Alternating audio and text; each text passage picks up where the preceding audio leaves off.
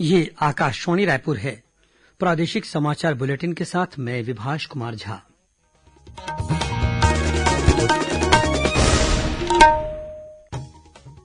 और अब पेश हैं आज के मुख्य समाचार।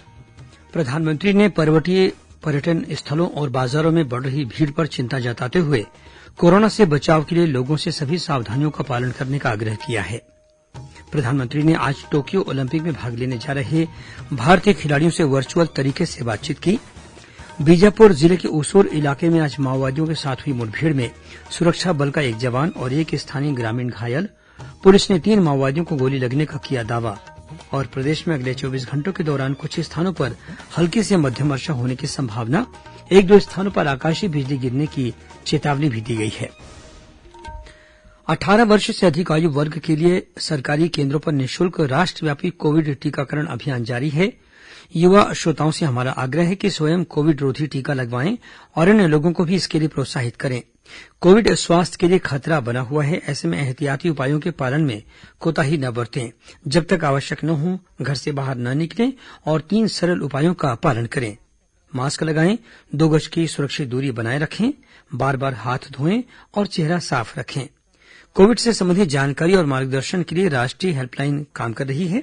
छत्तीसगढ़ के लिए हेल्पलाइन नंबर है 104 और 0771-2235-091। साथ ही राष्ट्रीय हेल्पलाइन नंबर है 1075।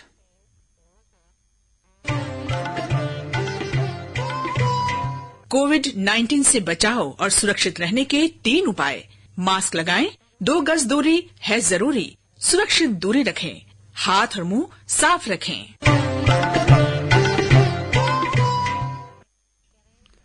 और अब समाचार विस्तार से।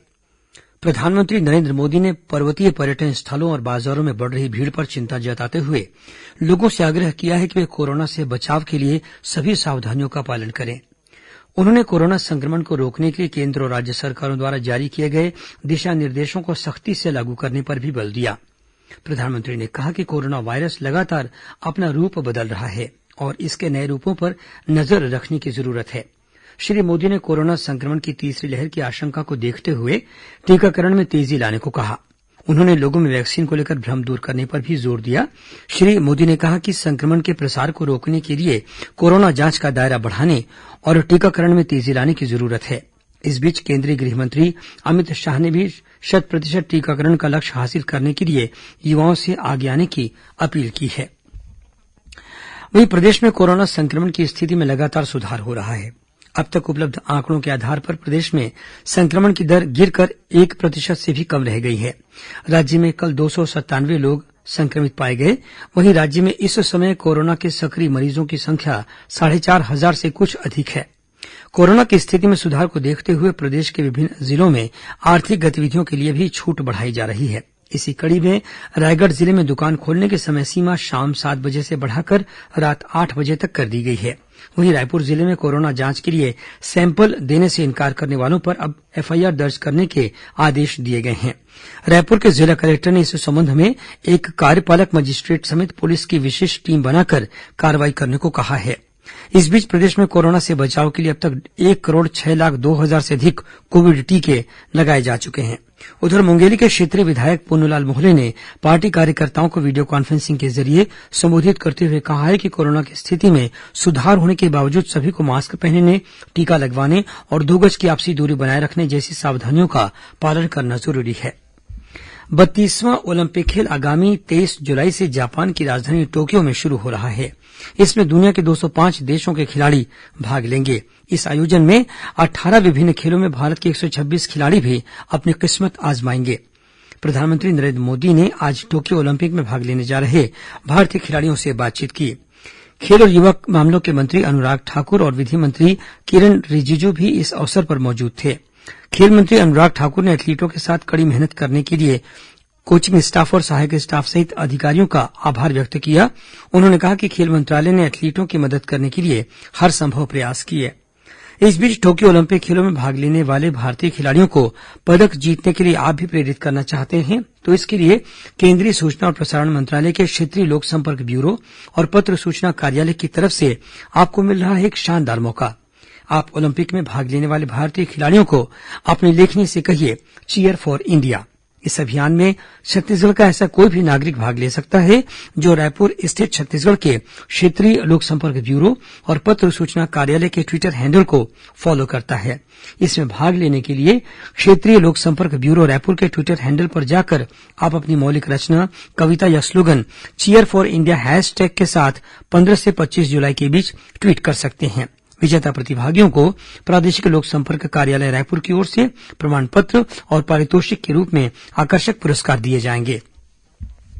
यात्री बस किराए में बढ़ोतरी और अनुपयोगी बसों का टैक्स माफ करने की मांग को लेकर राजधानी रायपुर सहित प्रदेश के बस ऑपरेटरों ने आज अपनी परिवहन सेवाएं बंद रखने का ऐलान किया था। इसी कड़ी में दुर्ग, राजनांदगांव, बालोद, बेमेतरा, धमतरी, गरियाबंद, महासमुंद और कांकेर सहित विभिन्न जिलों में आज बसों के पहिए थमे रहे। इस वजह से यात्रियों को परेशानियों का सामना करना पड़ा। गौरतलब है कि प्रदेश भर के बस ऑपरेटरों ने अपनी विभिन्न मांगों को लेकर आज से अनिश्चितकालीन आंदोलन की घोषणा की है। छत्तीसगढ़ राज्य महिला आयोग ने आज जगदलपुर में करीब 100 मामलों की सुनवाई की। आयोग की अध्यक्ष डॉक्टर किरणमयी नायक ने सुनवाई के बाद पत्रकारों को बताया कि आज की सुनवाई में पुनर्वास नीति के तहत राष्ट्रीय खनिज विकास निगम एनएमडीसी में नौकरी से संबंधित मामला भी शामिल था। इसमें 61 महिलाओं को नौकरी के लिए योग्य पाया गया। वहीं बाकी 10 आवेदकों के लिए महिला आयोग द्वारा गठित समिति की रिपोर्ट के आधार पर निर्णय लिया जाएगा। प्रादेशिक समाचार आप आकाशवाणी रायपुर से सुन रहे हैं और अब आगे बढ़ते हैं बाकी के समाचारों की ओर। बीजापुर जिले के उसूर इलाके में आज सुरक्षा बलों और माओवादियों के बीच मुठभेड़ हुई। इस मुठभेड़ में सीआरपीएफ का एक जवान घायल हो गया है। वहीं पुलिस ने इस मुठभेड़ में कम से कम 3 माओवादियों को गोली लगने का दावा किया है। मुठभेड़ के दौरान नड़पल्ली गांव के एक ग्रामीण के भी घायल होने का समाचार मिला है। घायल जवान और ग्रामीण को बीजापुर के जिला अस्पताल में भर्ती कराया गया है, जहां दोनों की स्थिति खतरे से बाहर बताई जाती है। इसी जिले के नेमेड़ थाना क्षेत्र में पुलिस और सुरक्षा बलों ने 3 माओवादियों को गिरफ्तार किया है। पुलिस के अनुसार ये तीनों माओवादी मिनगाचल जल संयंत्र में आगजनी की घटना में शामिल थे। इस बीच सुकमा जिले के पुलिस अधीक्षक सुनील शर्मा ने बताया कि वर्ष 2013 में हुए झीरम घाटी हमले में मास्टरमाइंड कहे जाने वाले माओवादी कमांडर विनोद की मौत हो गई है। उन्होंने बताया कि यह माओवादी कमांडर पिछले कुछ समय से बीमार चल रहा था। राजनांदगांव के पुलिस लाइन में कल कोरकोट्टी माओवादी हमले में शहीद जवानों की 12वीं बरसी पर उन्हें श्रद्धांजलि दी गई। इस कार्यक्रम में जनप्रतिनिधियों सहित पुलिस अधिकारी और कर्मचारी शामिल हुए। इस अवसर पर शहीद जवानों की याद में पौधरोपण और रक्तदान शिविर का आयोजन भी किया गया। गौरतलब है कि वर्ष 2009 में 12 जुलाई को राजनांदगांव जिले के तत्कालीन पुलिस अधीक्षक विनोद कुमार चौबे सहित 29 पुलिस जवान माओवादी हमले में शहीद हो गए थे। दुर्ग जिला पुलिस ने डकैती की एक बड़ी योजना को नाकाम करते हुए गिरोह के 7 हथियारबंद आरोपियों को गिरफ्तार किया है। पुलिस अधीक्षक प्रशांत अग्रवाल ने बताया कि पकड़े गए आरोपी किसी वारदात को अंजाम देने की फिराक में थे। पुलिस ने आरोपियों के पास से ऑटोमेटिक पिस्तौल, 4 मैगजीन, 14 राउंड गोलियां, धारदार हथियार और एक नकली पिस्तौल बरामद की है। और अब पेश है मौसम का हाल। ओडिशा और आंध्र प्रदेश के ऊपर बने चक्रीय चक्रवात के प्रभाव से प्रदेश में अगले 24 घंटों के दौरान कुछ स्थानों पर हल्की से मध्यम वर्षा होने या गरज चमक के साथ छींटे पड़ने की संभावना है। वहीं 1-2 स्थानों पर आकाशीय बिजली गिरने की भी चेतावनी दी गई है। मौसम विभाग के अनुसार इस समय चक्रीय चक्रवात का घेरा दक्षिण तटीय ओडिशा और तटीय आंध्र प्रदेश के ऊपर बना हुआ है। इसके साथ ही एक निम्न दबाव का क्षेत्र बंगाल की खाड़ी के आसपास मौजूद है। इसके असर से प्रदेश में अगले 1-2 दिनों में गरज चमक के साथ बौछारें पड़ने की संभावना है। कुछ खबरें संक्षेप में सुन लीजिए। राष्ट्रीय पात्रता और प्रवेश परीक्षा नीट की आवेदन प्रक्रिया एनटीए वेबसाइट के जरिए आज शाम 5 बजे से शुरू हो गई है। केंद्रीय शिक्षा मंत्री धर्मेन्द्र प्रधान ने कल घोषणा की थी कि कोविड मानकों का पूरी तरह से पालन करते हुए 12 सितंबर को पूरे देश में यह परीक्षा एक साथ ली जाएगी। राज्यपाल अनुसुईया उइके ने छत्तीसगढ़ लोक सेवा आयोग के 2 सदस्यों डॉक्टर प्रवीण वर्मा और डॉक्टर सरिता उइके की नियुक्ति का अनुमोदन कर दिया है। डॉक्टर प्रवीण वर्मा बेमेतरा जिले के निवासी हैं। वहीं डॉक्टर सरिता उइके कांकेर जिले के चारामा में शासकीय महाविद्यालय की प्राचार्य हैं। भाजपा के राष्ट्रीय सह संगठन महामंत्री शिव प्रकाश आगामी 17 और 18 जुलाई को प्रदेश पार्टी पदाधिकारियों की बैठक लेंगे। बैठक में पार्टी के प्रदेश प्रभारी डी पुरंदेश्वरी और सह प्रभारी नितिन नवीन भी मौजूद रहेंगे। रायपुर के जिला रोजगार और स्वरोजगार मार्गदर्शन केंद्र द्वारा कुक और हाउस कीपिंग के 225 पदों पर भर्ती के लिए रोजगार दफ्तर में कल 14 जुलाई को शिविर का आयोजन किया जाएगा। रायगढ़ जिले में धरमजयगढ़ वन परिक्षेत्र के नरकालो गांव में हाथी के हमले में एक बुजुर्ग की मौके पर ही मौत हो गई। बिलासपुर के सिरगिट्टी थाना क्षेत्र में पुलिस ने सटोरियों के अंतर्राज्यीय गिरोह के 6 सदस्यों को गिरफ्तार किया है। इनके पास से पुलिस ने एक कार, 2 पहिया वाहन के अलावा 6 मोबाइल फोन और 14 लाख रुपए से अधिक के सामान बरामद किए हैं। और रायपुर जिला पुलिस ने उरला इलाके में 28 किलो गांजा के साथ 3 आरोपियों को गिरफ्तार किया है। जब्त गांजे की कीमत 3 लाख रुपए बताई जाती है। इनमें से एक आरोपी ओडिशा का निवासी है। अंत में मुख्य समाचार एक बार फिर। प्रधानमंत्री ने पर्वतीय पर्यटन स्थलों और बाजारों में बढ़ रही भीड़ पर चिंता जताते हुए कोरोना से बचाव के लिए लोगों से सभी सावधानियों का पालन का आग्रह किया है। प्रधानमंत्री ने आज टोक्यो ओलंपिक में भाग लेने जा रहे भारतीय खिलाड़ियों से वर्चुअल तरीके से बातचीत की।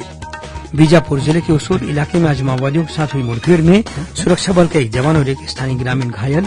पुलिस ने 3 माओवादियों को गोली लगने का किया दावा। और प्रदेश में अगले 24 घंटों के दौरान कुछ स्थानों पर हल्की से मध्यम वर्षा होने की संभावना। 1-2 स्थानों पर आकाशीय बिजली गिरने की चेतावनी दी गई है। इसी के साथ प्रादेशिक समाचार बुलेटिन समाप्त हुआ। नमस्कार।